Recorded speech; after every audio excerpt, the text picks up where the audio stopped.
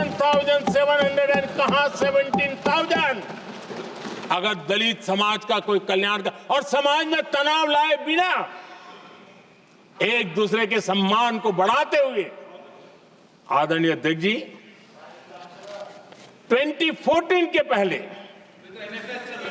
ST छात्रों के लिए एमबीबीएस की सीटें 3,800 थी। आज ये संख्या बढ़कर लगभग 9,000 हो गई है।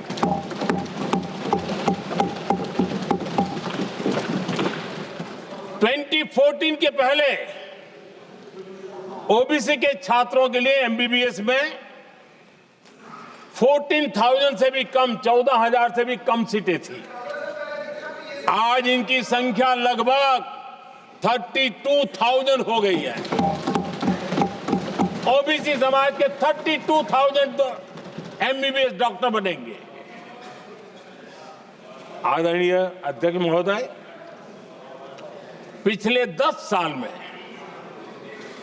हर सप्ताह एक नई यूनिवर्सिटी बनी है। हर दिन एक नई आईटीआई बनी है। हर 2 दिन में एक नया कॉलेज खुला है। सोचिए, एससी, एसटी, ओबीसी हमारे युवा युवतियों के लिए कितनी वृद्धि हुई है, इसका आप अंदाज लगा सकते हैं। आदरणीय अध्यक्ष जी, हम हर योजना के पीछे लगे हैं 100% सिचुएशन, 100% उसको लागू करें। उसके जो भी लाभार्थी हैं वो उसमें छूट न जाए, उस दिशा में हम काम कर रहे हैं। पहले, ताकि हम चाहते हैं कि जिसका हक है उसको मिलना चाहिए। अगर योजना है, उसका हक है, तो उस तक पहुंचना चाहिए। 1 रुपया और 15 पैसा वाला खेल नहीं चल सकता। लेकिन कुछ लोगों ने क्या किया, मॉडल ही ऐसा बनाया कि कुछ ही लोगों को दो, औरों को तड़पाओ और तुष्टीकरण की राजनीति करो। देश विकसित भारत बनाने के लिए तुष्टीकरण से मुक्ति पानी होगी। हमने रास्ता चुना है संतुष्टीकरण, तुष्टीकरण नहीं, संतुष्टीकरण। और उस रास्ते पर हम चले हैं। हर समाज, हर वर्ग के लोगों को बिना भेदभाव के जो उसके हक का है वो उसको मिलना चाहिए। ये है संतुष्टीकरण। और मेरे हिसाब से जब मैं 100% सैचुरेशन की बात करता हूं तो उसका मतलब होता है एक असल में सामाजिक न्याय है, ये असल में सेकुलरिज्म है और असल में ये संविधान का सम्मान है। आदरणीय अध्यक्ष जी, संविधान की भावना है सबको बेहतर स्वास्थ्य मिले, और आज कैंसर डे भी है। देश भर में और दुनिया भर में आज हेल्थ को लेकर के काफी चर्चा भी हो रही है। लेकिन कुछ लोग हैं जो गरीब को, बुजुर्गों को आरोग्य की सेवाएं देने मिले उसमें अड़ंगे डाल रहे हैं, और वो भी अपने राजनीतिक स्वार्थ के कारण।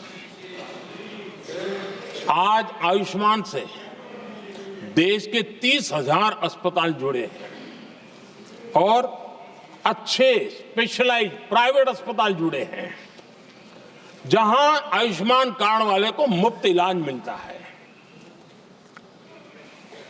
लेकिन कुछ राजनीतिक दलों ने अपने संकुचित मानस के कारण, कुनीतियों के कारण गरीबों के लिए इन अस्पतालों के दरवाजे बंद करके रखे हुए हैं। और इसका नुकसान कैंसर के मरीजों को उठाना पड़ा है। पिछले दिनों पब्लिक हेल्थ जर्नल लैंसेट की स्टडी आई है। उसका कहना है कि आयुष्मान योजना से समय पर कैंसर का इलाज शुरू हो रहा है। सरकार कैंसर की जांच कराने के संबंध में बहुत ही गंभीर है, क्योंकि जितना जल्दी जांच हो, जितना जल्दी ट्रीटमेंट शुरू हो, हम कैंसर पेशेंट को बचा सकते हैं। और लैंसेट ने आयुष्मान योजना को क्रेडिट देते हुए कहा है कि भारत में इस दिशा में बहुत बड़ा काम हुआ है। आदरणीय अध्यक्ष जी, इस बजट में भी हमने कैंसर की दवाइयों को सस्ते करने की दिशा में बहुत बड़ा महत्वपूर्ण कदम उठाया। इतना ही नहीं, एक महत्वपूर्ण जो निर्णय लिया है वो आने वाले दिनों में, और जब आज कैंसर डे है तो मैं जरूर कहना चाहूंगा, सभी माननीय सांसद इसका लाभ ले सकते हैं अपने इलाके के ऐसे मरीजों के लिए। और वो है मरीजों को, आप जानते हैं अस्पताल उतने नहीं होने के कारण भी काफी दिक्कत रहती है बाहर से आने वाले पेशेंट को। 200 डे केयर सेंटर बनाने का निर्णय इस बजट में किया गया। ये डे केयर सेंटर पेशेंट को भी, उसके परिवार को भी बहुत बड़ी राहत देने वाला काम करेगा। आदरणीय अध्यक्ष महोदय जी,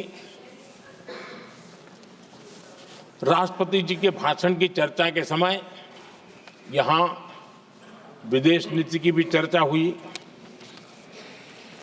और कुछ लोगों को लगता है जब तक फॉरेन पॉलिसी नहीं बोलते तब तक वो मैच्योर नहीं लगते, इसलिए उनको लगता है फॉरेन पॉलिसी तो बोलना चाहिए फिर भले ही देश का नुकसान हो जाए। मैं ऐसे लोगों को जरा कहना चाहता हूं, अगर उन्हें सच में फॉरेन पॉलिसी सब्जेक्ट में रुचि है और फॉरेन पॉलिसी को समझना है और आगे जाकर के कुछ करना भी है, ये मैं शशि जी के लिए नहीं कह रहा हूं तो मैं ऐसे लोगों को कहूंगा, एक किताब जरूर पढ़ें। हो सकता है उनको बहुत फिर कहाँ क्या बोलना उतनी समझ हो जाएगी। वो किताब का नाम है JFK's forgotten crisis. JF Kennedy की बात है। JFK's फॉरगॉटन क्राइसिस नाम की किताब है। ये किताब एक प्रसिद्ध फॉरेन पॉलिसी स्कॉलर ने लिखी है और इसमें महत्वपूर्ण घटनाओं का जिक्र है। इस किताब में भारत के पहले प्रधानमंत्री, और वो विदेश नीति को भी नेतृत्व करते थे, इस किताब में पंडित नेहरू और अमेरिका के तब के राष्ट्रपति जॉन एफ कैनेडी के बीच हुई चर्चाओं और निर्णयों का भी विस्तार से वर्णन है।